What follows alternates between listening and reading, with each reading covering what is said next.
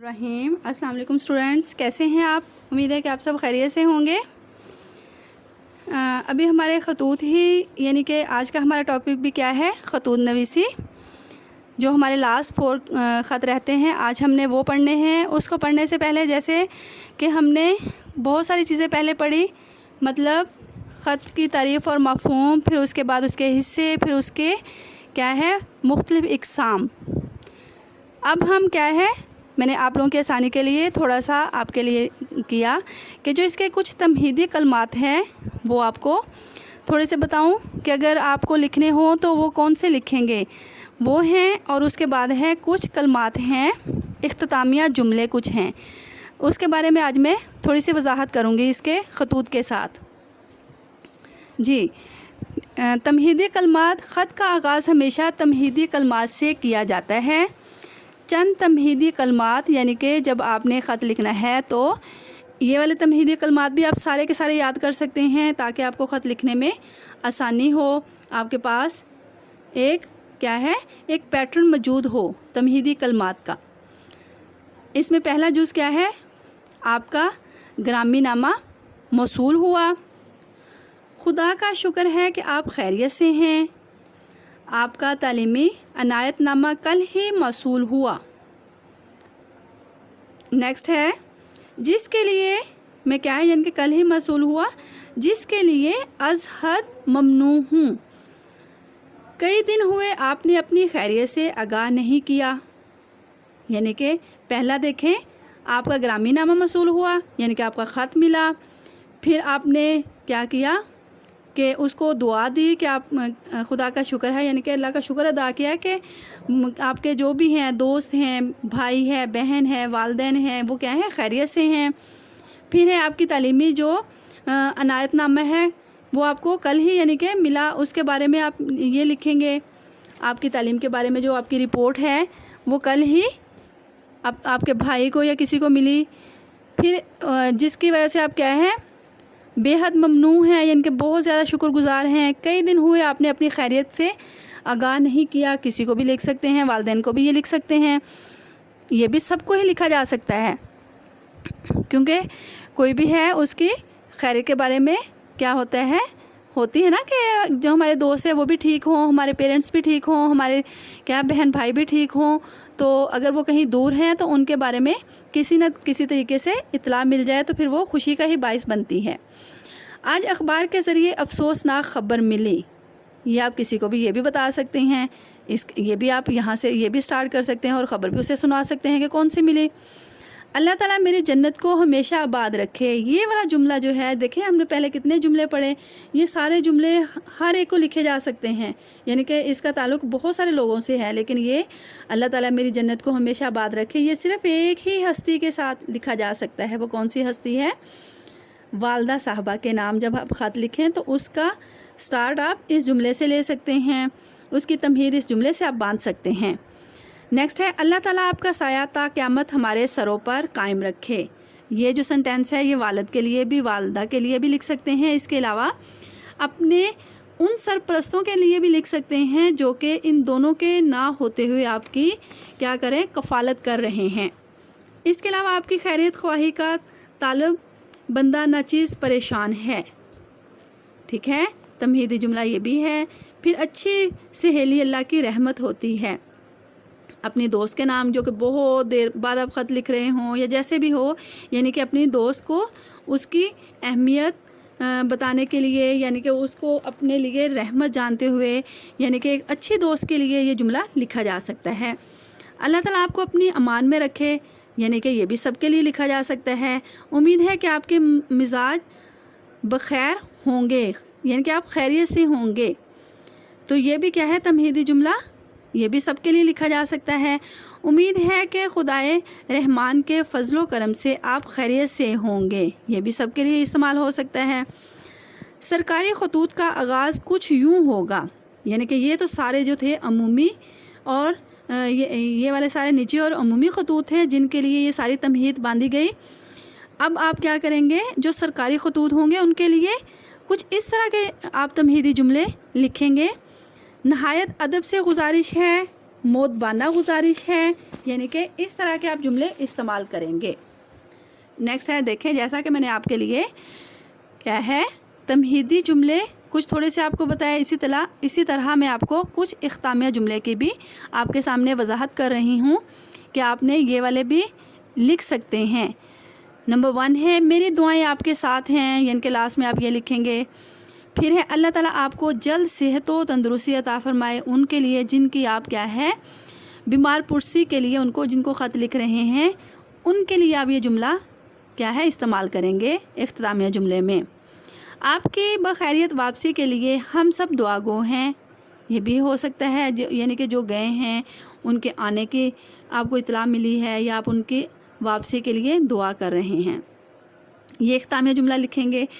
پھر ہے امید ہے آپ میرے خط کا جواب جلد عنایت فرمائیں گے، یعنی کہ جسے آپ خط لکھ رہے ہیں کوئی ضروری آپ نے بات لکھی ہو یا کچھ آپ نے اس کو کوئی پیغام دیا ہو اور آپ چاہ رہے ہو کہ وہ آپ کو جواب دیں، تو آپ اس سے کیا کریں گے کہ مجھے بھی امید ہے کہ آپ میرے خط کا جلدی جواب دے کر مجھے تسلی فراہم کریں گے۔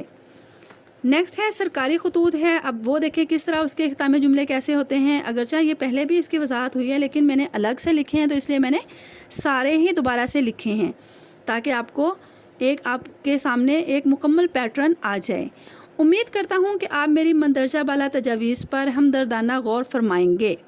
سرکاری خطوط ہو تو اس میں تمہیدی یعنی کہ اختتامی جملہ یہ لکھیں گے۔ اخبار کے مدیر کے نام، جب اخبار کے مدیر کے نام خط لکھیں گے تو اس کے لیے جو اختتامیہ جملے ہوں گے وہ درج ذیل ہوں گے۔ آپ میرے مندرجہ بالا تجاویز پر غور فرما کر شکریہ کا موقع دیں گے۔ براہ مہربانی میری عرض داشت پر نظر کرم فرمائیں۔ نیکسٹ ہے 3 بندہ ناچیز کی اس کاوش کو فوری طور پر شائع فرما کر نظر قارئین فرمائیں، یعنی کہ اس کو جو بھی میں نے لکھا ہے اس کو کیا ہے جلدی سے شائع کر دیں تاکہ وہ لوگوں کی نظروں میں وہ چیز آ جائے، یا کوئی بھی ایسا مسئلہ ہے تاکہ وہ لوگ اس کی اچھائی یا برائی سے واقف ہو جائیں۔ اوکے، یہ تھے اختتامیہ جملے کچھ اور کچھ اس کے تمہیدی کلمات۔ اب ہم آتے ہیں اپنے خطوط کی طرف جو کہ ہم نے آج پڑھنے ہیں۔ آج کے ہمارے خطوط ہیں ہمسائے کے نام خط، دوسرا ہے ایڈیٹر کے نام خط، سوئی گیس کمپنی کے نام خط، سہیلی کے نام رابطہ نہ کرنے کی شکایت کا خط۔ جی، اس کی تھوڑی میں وضاحت کرتے چلوں کہ ہمسائے کے نام خط، ہمسائے کو کوئی نہ کوئی چیز سے آپ کیا ہے منع کرنے کے لیے یا کوئی نہ کوئی اسے درخواست کرنے کے لیے خط لکھیں گے، کیونکہ آپ پہلے بہت دفعہ کہہ چکے ہیں لیکن آپ ریکویسٹ کے طور پر ان کو خط لکھ رہے ہیں، شاید ان پر کچھ اس کا اثر ہو جائے۔ جیسے ہم مثال کے طور پر کیا ہے کہ آپ کے ہمسائے جو ہیں ان کے گھر میں ریڈیو یا موسیقی بہت اونچی آواز میں سنی جا رہی ہے، تو اس کے بارے میں آپ کیا لکھیں گے کہ انہیں یعنی کہ آپ کو پہلے بھی اس کے بارے میں کہا تھا لیکن آپ نے غور نہیں کیا، شاید مصروفیات کے سبب آپ کو یاد نہ رہا ہو۔ اس میں سے ایک یہ بھی تھی کہ آپ اپنے صاحبزادے کو پابند کریں گے کہ گھر میں موسیقی آہستہ آواز میں سنیں۔ محترم، جیسا کہ آپ کے علم میں ہے کہ ابا جان تو پہلے سے بیمار پڑے ہوئے ہیں، اوپر سے آپ کے صاحبزادے اتنی اونچی آواز میں کیا ہے موسیقی کا اہتمام کرتے ہیں کہ ہم لوگ سب بہت پریشان ہوتے ہیں، میرے امتحان بھی سر پر ہیں اور میرے سے بھی پڑھا نہیں جاتا۔ اپنے صاحبزادے کو سمجھائیے کہ اسلام ہمسایوں کے حقوق پر بہت زور دیتا ہے۔ آپ صلی اللہ علیہ وسلم کا فرمان ہے وہ شخص بڑا بدبخت ہے جس سے اس کا ہمسایہ ناخوش ہے۔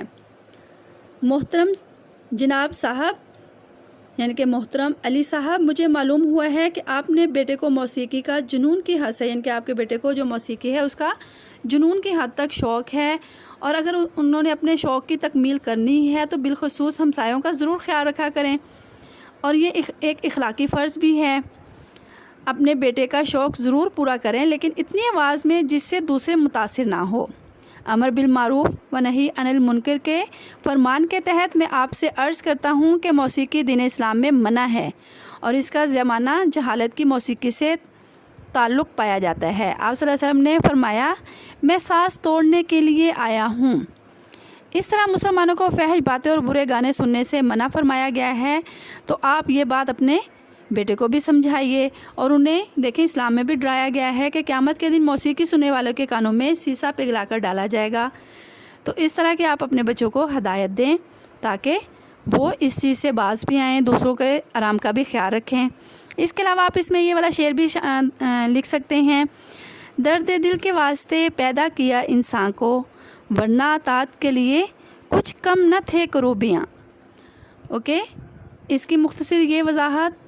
اب ہے نیکسٹ ہمارا ہے ایڈیٹر کے نام خط ہے، یعنی کہ جو آپ ایڈیٹر کے نام خط لکھیں گے جس میں آپ کوئی نہ کوئی مسئلے کی وضاحت کریں گے، جیسے کہ ٹریفک کا نظام جو ہے اس کے اصول و ضوابط پر جو لوگ عمل نہیں کر رہے، یعنی کہ کہیں پر بہت زیادہ بد نظمی ہو رہی ہے، تو پھر کیا ہے اس کی وضاحت کے لیے آپ ان کو خط لکھیں گے، اور ساتھ میں یا اس کے علاوہ کوئی اور مسئلہ بھی ہو سکتا ہے، سڑکیں بہت زیادہ خراب ہوں، اس کی توجہ حکومت کو دلوانے کے لیے بھی آپ ایڈیٹر کے نام خط لکھ سکتے ہیں۔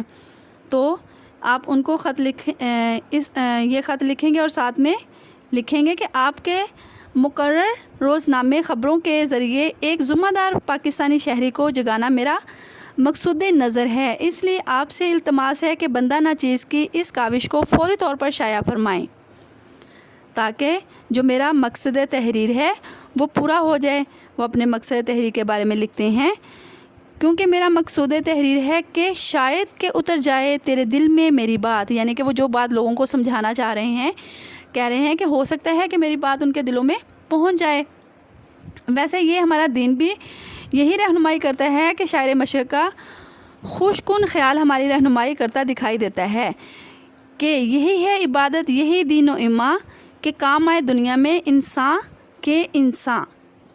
یہ والا آپ اس پیٹرن کو دیکھتے ہوئے آپ کیا ہے، یعنی کہ اس مختصر جو میں نے آپ کے وضاحت کی، اس وضاحت کو دیکھتے ہوئے جب ہم کوئی چیز سن لیتے ہیں تو اس سے ریلیٹیو اور بہت سے سینٹینس ہمارے ذہن میں آ رہے ہوتے ہیں، اور بہت سے ٹاپکس ہمارے ذہن میں آ رہے ہوتے ہیں، تو آپ نے ان کو مد نظر رکھتے ہوئے اپنا یہ خط مکمل کرنا ہے۔ نیکسٹ ہے سوئی گیس کمپنی کے نام خط۔ اس کو آپ کیا خط لکھ سکتے ہیں؟